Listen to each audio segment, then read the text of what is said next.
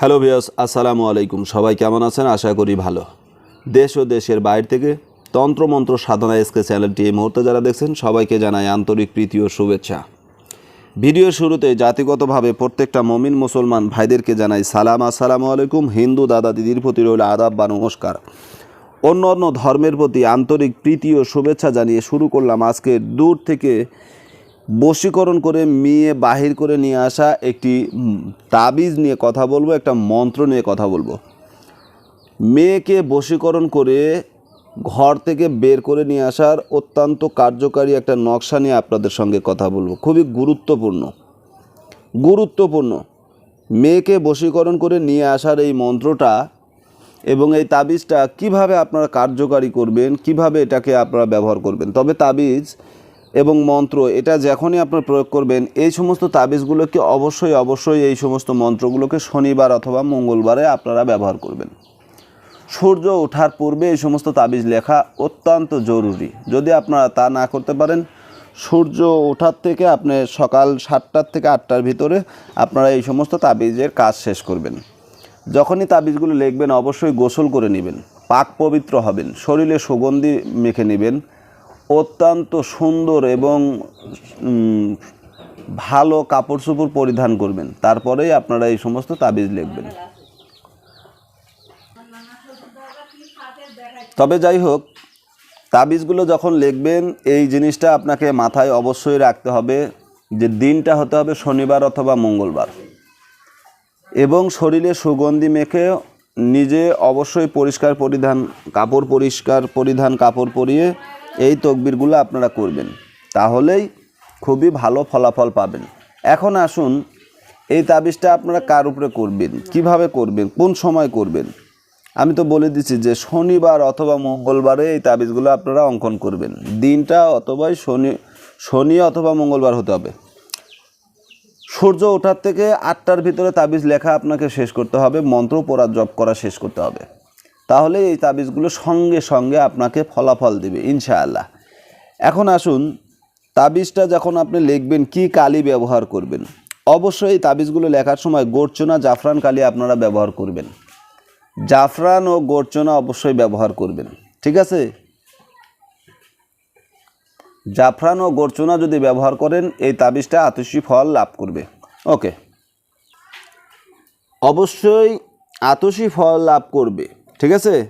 এখন আসুন, এই তাবিজটা আপনি কি নিয়মে লিখবেন, নিয়মটা আমি সরাসরি আপনাদের সামনে উপস্থিত করছি। এটা হচ্ছে নিয়ম, ঠিক আছে? এটা হচ্ছে তাবিজ, এটা হচ্ছে মন্ত্র, এটা হচ্ছে নিয়ম। এই তাবিজ রূপার পাতে লিখে মন্ত্রপুত করিয়া বড়ই গাছের লাকড়ি দ্বারা আগুনের উত্তপ্ত করিতে হইবে। 3 দিন পর 1 পোয়া কাঁচা দুধে উত্তপ্ত রূপার পাত রাখিবেন। 7 দিনে অভিলাষী মেয়ে চলিয়া আসিবে।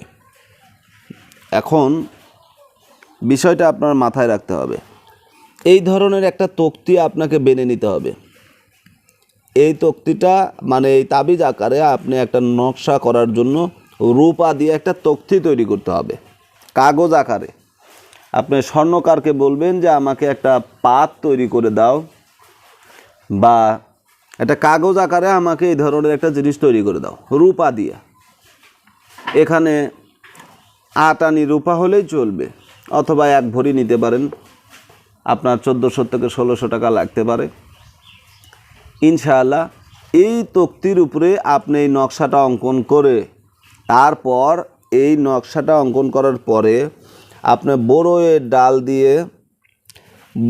ডাল দিয়ে এই মন্ত্রপুত এই তাবিজটা আপনি উত্তপ্ত করবেন। অর্থাৎ যখনই আপনি আগুন জ্বালাবেন, এই প্রজ্বলিত আগুনের উপরে তাবিজটা রেখে দেন।